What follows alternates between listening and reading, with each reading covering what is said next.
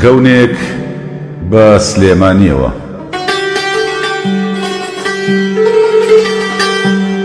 ئەمشەو خەونێکی خۆشم دی بە شارەکەی بابانەوە، لە خەوما دواهەمین ڕۆڵەی بۆ ئامێزی گەڕانەوە. لە خەوما برایم پاشا و شێخ معروف و مامەیارە بە یاوەری شێخی نەمر گەڕانەوە بۆ ئەم شارە.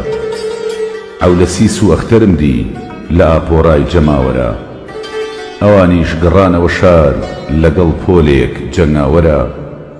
سالم و نالی و کوردیم دی لەگەڵ مەحوی پڕ لە ئیمان، ئەدوت خۆرن هەڵهاتوونە لە ئاسمانی شارەکەیان.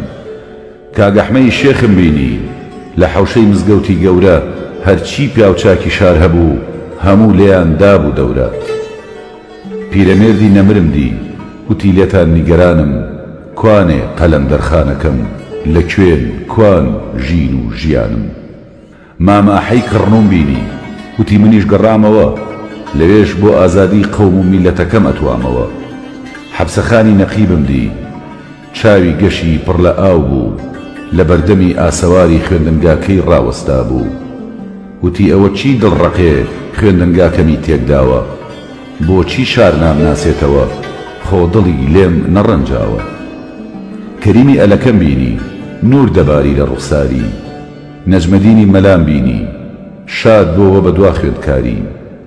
مەولانا خالیدم بینی بە دڵێکی شکاوەوە، ڕووی کردەوە خانەقاکەی بە دوو چاوی پڕ ئاوەوە. شێخ ڕەزای تاڵەبانیم دی هاتەوە شار بە سەردانێ، وتی شەوق و زەوق و جوانی ئەم شارە پڕیادە کوانێ. بلەی پڕ لە میهرم بینی ئەیوت تا سەر هەر کوردەبین، چۆکدا نادەین بۆ دوژمنان وەک شارەکەمان مەردەبین. ئەمین زەکی بەگم بینی مێژووی شاری ئەنووسیەوە، لەگەڵ هاوڕێکانی خۆیدا بیر و ڕایە نەگۆڕیەوە. شێخ نووری شێخ ساڵحم دی لە دامێنی چیای گۆیژە، بە شاری وت بە فیدات بم، ژیان لای تۆ پڕ لە چێژە. مامە و کاکەنەوەم بینی دەست لە ملانی کاک ئارام بوون، ئەوانیش بۆ خامۆشی شار دڵ پڕ لە حەسرەت و زام بوون.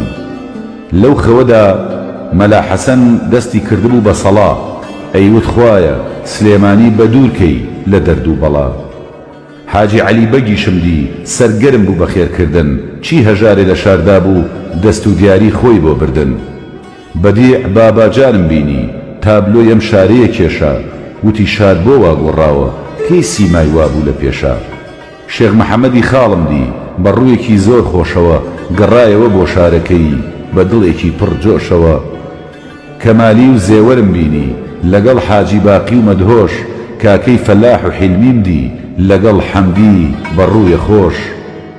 بێخود و گۆرانم بینی دەستیان لە ملی دیلان بوو، چاوم لێ بوو هاتنەوە شار هەرچی ئازیزی سەیوان بوو.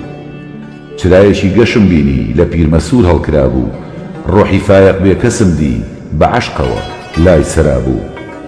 ئەحمەد هەردیم هاتە بەرچاو بە چەپشێ گوڵی سوورەوە، بەرەو لای سەد فاتیمە چوو بە ڕوویەکی پڕ نورەوە. کامەران مکریشم بینی پڕ ئومێد بوون چاوەکانی، وتی من ئەم شارەم ناونا شاری هەڵمەت و قوربانی. شێغەنوەری ڕووخۆشم دی وتی لاچۆ باوانەکەم، ڕێم لێ مەگرە کاتم نییە ئەڕۆمەوە دووکانەکەم. یەحیا ئەفەندیشم بینی وێنەی ئازیزانیە گرت، بۆ نەمانی کلتوری شار هۆن هۆن ئەشکی کەڕی ئەڕشت. بەکر عەلیم بەرچاو کەوت وتی ئێستاش وەک جارانم، دژی زوڵم و کۆیلایەتیم، پشت و پەنای هەژارانم. خالی زامداریشم بینی لە ئامێزی سابوونکەران، دوکانەکەی کردبەوە نیگاری کێشا وەکو جاران. شەماڵ سائیبیشم بینی وەک خۆی مابوو دەنگ و ڕەنگی، ئیبراهیم باڵدارم بینی بە کەساسی و بە دڵتەنی. وتی بۆچی ئەلفوبێکەی منتان لە بەرچاو کەوتووە، بۆ نەماوە لە خوێندنە لەکوێیە هەڵتان گرتووە. فواد ڕەشید و چێوارم بینی لەگەڵ ڕەفیق چالاک، ئەتوت گوڵی دوای بارانن، بۆنیان خۆش بوو وەک بۆنی خاک.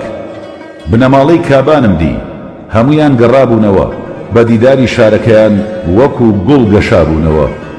ڕەشۆڵ و حەمەی بەکرم بینی پێکەوە وەستا بوون، خۆیانە کرد بە فیدای شار وەکو جاری جاران مابوون.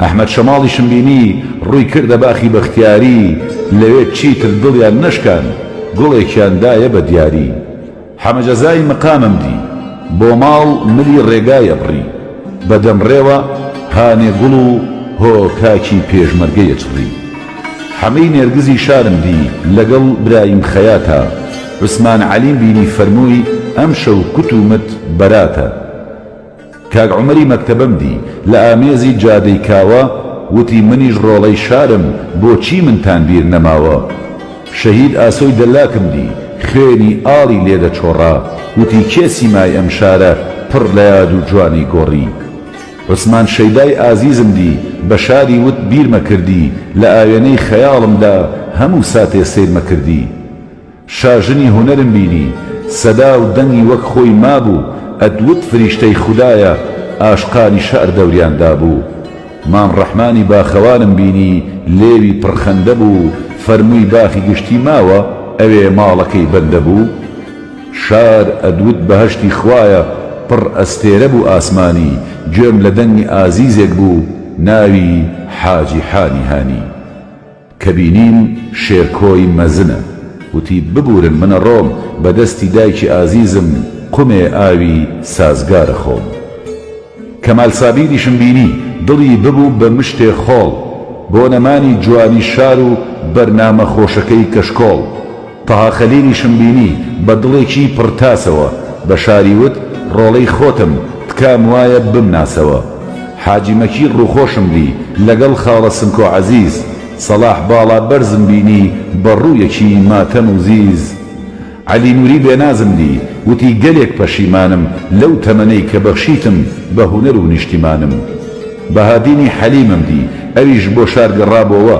بە دیداری هاوڕێکانی بەفری خەمی توابۆوە مامۆستا سەلاحیشم دی لەگەڵ کاکە حەمەی عەبۆل لە ناو یاریگاکەی شاردا دەستیان کردبوو بە بۆڵە بۆڵ دکتۆر جەمالیشم بینی گەڕابەوە سەر کارەکەی بەردەوام بوو لە خزمەتی مناڵانی شارەکەی بلەی سەعەکەڕم بینی لەگەڵ جەزای حەمە سەرپاچ دەستیان لە ملی یەک نابوو خەمی دڵیان دابوو لە خاچ عەبازە و شوارە بمدی بەرەو دوکانەکەیە چوو وتی ئۆخەی گەڕامەوە لە دووریتان ڕۆحم دەرچوو فەریقە کێر و سالەی مەجەم پێکەوە دیوەکو جاران لەگەڵ حەسەنی شیرینە دەوریان دابوون دۆست و یاران شەبابم دی بۆ گشت لایە دەستی بەرز ئەکردەوە خەمی لەبیر ئازیزانی ئەم شارە ئەبردەوە بەکری بیرکۆڵم بینی وتی کوانێ حەمەی برام با تێر لە ئامێزی بگرم خۆ من لە دووری ئەو سوتام